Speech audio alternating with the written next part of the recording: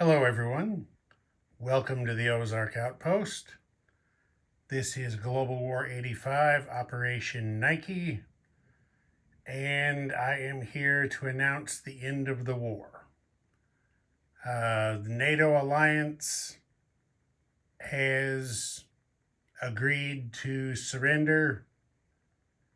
Final terms will be hammered out in the coming weeks, possibly months. But as of now, a ceasefire has been agreed to. All armies will remain in place, and the war is over. The reason? It's very simple. I just added things up. Combined total of actual collected income with bonuses and penalties and so forth is Warsaw Pact Alliance 177 IPP and NATO Alliance 58. Yes, you heard that correctly. Warsaw Pact is literally collecting 3 times more money per turn now than the NATO alliance.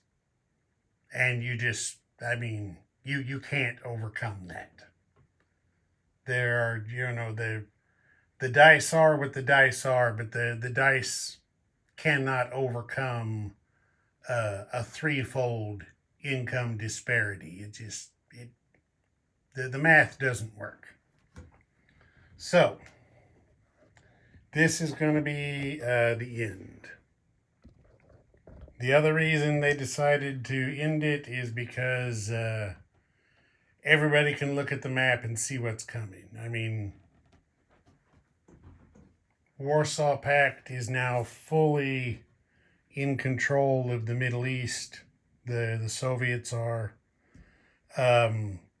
Just right here in the Middle East, you've got 10, 20, you got 24 IPP in oil income that goes to the Soviets just right here. You also have 24 IPP of oil income lost to NATO right here. Plus the loss of the tanker income. That right there is devastating. But you can see the Soviets are building up an amphibious task force here in the Black Sea. They're going to have one of 2 targets, either Israel or Suez. Either one is a victory objective for the Soviets. And I'll get to that in a minute. That's the other reason, the income disparity and the strategic objective chart tells a story that's insurmountable. Over here, NATO put in protections against this airborne in southern France, but guess what? 1, 2, 3 into Morocco, and there's 2 more victory points for Warsaw Pact for possessing a land zone worth an IPP in Africa. So that right there, 2 more victory points would have put the game completely out of reach for NATO. Besides, on a couple of videos ago, I totaled it, and it was 19 victory points for Warsaw Pact and 17 for NATO. Well, right here, you've got chances for the Warsaw Pact Alliance to add 4 more victory points, one way or another, probably pretty easy. And the only real opportunity at this point that the NATO alliance has to increase its victory points is for US Global to finish SDI, and that's only worth 2. So if you're already down 2 and Warsaw Pact probably has a guarantee, I mean, on the US Global turn, they were probably going to go up here and invade. They were either going to invade southern France to take out that airborne and stop this ploy, or they were going to come over here and invade one of the Yugoslavias, probably northern Yugoslavia, and try to force Warsaw Pact to turn back or divert resources into the rear area. But, either way, I think that would have just been a prolonging, especially given the fact that our fallout is at 44, and at the end of turn 12, we would start rolling for variable end anyway. So, I mean, I just don't see much point in continuing to put the time and effort into a game that is mathematically decided. So, I will give you a look around the map here. Zoom in a little bit so that you can see region by region how things stand.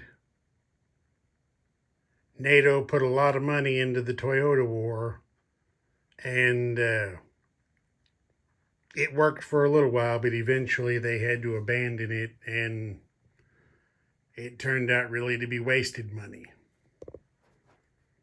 because those resources, nobody can say for sure, but they could have made a difference in Europe.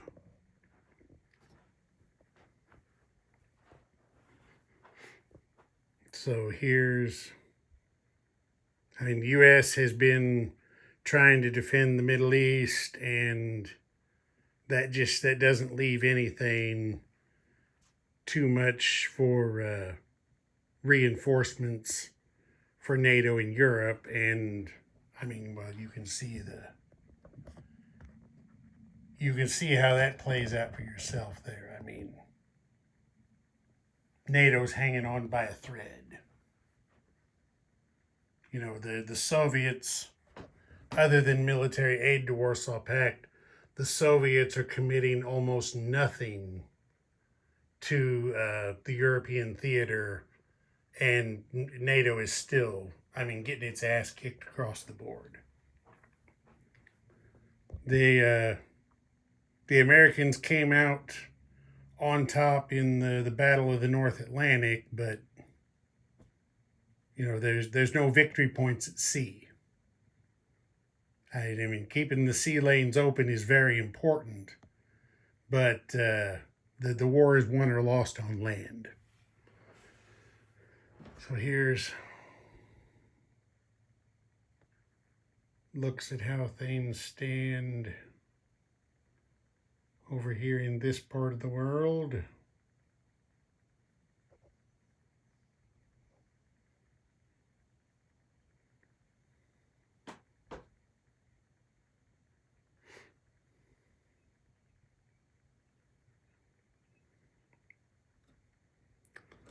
And then when you come over here to the Pacific side of the map, with China being knocked out of the war, FEC now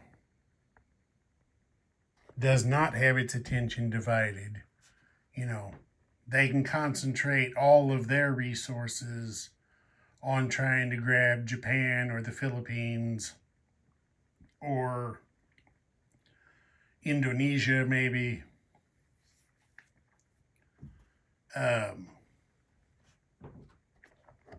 And the distances involved work against NATO there, because any units that have to be built at a major base have to be built over here, and then make their way across to the battle area, wherever that happens to be.